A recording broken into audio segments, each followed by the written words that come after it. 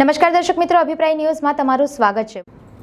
છોટાઉદેપુર જિલ્લાના બોડેલી તાલુકાના sub district hospital ખાતે HPV વેક્સિનેશન મેગા ડ્રાઈવનું આયોજન કરવામાં આવ્યું હતું।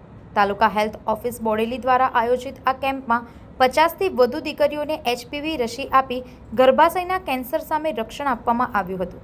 આ કાર્યક્રમ ઇન્ચાર્જ તાલુકા આરોગ્ય અધિકારી ડોક્ટર વિકાસ રંજનના માર્ગદર્શન હેઠળ યોજાયો હતો, જેમાં બોડેલી તાલુકા પંચાયત પ્રમુખ doctor Sheetal Kunvarva Maharaul, the Baroda central cooperative બેંકના વાઇસ ચેરમેન હેમરાજસિંહ મહારાઉલ તેમજ સિરોલાવાલા હાઈસ્કૂલના ટ્રસ્ટી ભાવેશભાઈ સિરોલાવાલા સહિતના મહાનુભાવો ઉપસ્થિત રહ્યા હતા।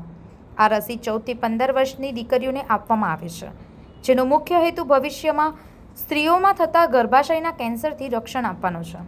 સરકાર દ્વારા આ રસી વિનામૂલ્યે આરોગ્ય કેન્દ્રોમાં ઉપલબ્ધ કરાવવામાં આવે છે। સંવાદદાતા સાથે અભિપ્રાય ન્યૂઝ, વડોદરા। જય માતાજી। આજે બોડેલી તાલુકામાં CSC ખાતે HPV વેક્સિનેશનનો કાર્યક્રમ સ્ટાર્ટ થયો છે। એમાં સિરોલા સ્કૂલની દીકરીઓ જે 14 થી 15 વર્ષની વચ્ચેની છોકરીઓ છે તેમને આજે વેક્સિનેશન મૂકવાનું આવ્યું છે।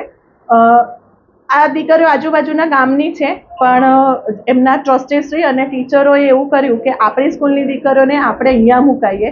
તો આજુબાજુ PSC સેન્ટરમાં આનો કાર્યક્રમ ચાલુ છે, પણ મેગા કેમ્પ કરીને આ લોકોએ જે CSCનો આખો સ્ટાફ છે, અમારા THO છે, ડૉક્ટર સાહેબ છે, એ બધાએ અમને સપોર્ટ કર્યો છે અને આજે 50 ઉપર દીકરીઓને અહીંયા વેક્સિનેશન એક જ જગ્યા પર આપીએ છીએ। એટલે આ બધા સૌનો આભાર કે મારા તાલુકાની દીકરીઓને વેક્સિનેશન અપાઈ રહ્યા છે અને સરકારશ્રી જે ઘણી કિંમતી રસી છે, તો જે બધાને અફોર્ડ નથી થઈ શકતી, તો એ લોકોએ જે વાયરસના લીધે કેન્સર થાય છે અને કેન્સર મુક્ત કરવું છે, એના લીધે સરકારે આ રસી ફ્રીમાં આપી છે। તો સરકારનો તથા અમારા તાલુકા CSC સ્ટાફનો તથા સ્કૂલના દરેક જણનો, ટીચરનો અને એ ટ્રસ્ટીશ્રીનો હું આભાર માનું છું કે આ જે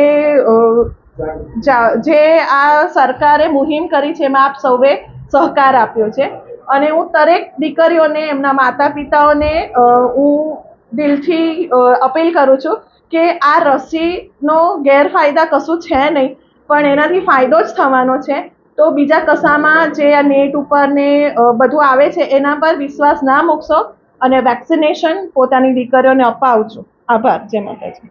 વધુ સમાચાર જોવા માટે અમારી YouTube ચેનલને સબસ્ક્રાઇબ કરો અને જોડાયેલા રહો Facebook, Instagram અને Twitter પર।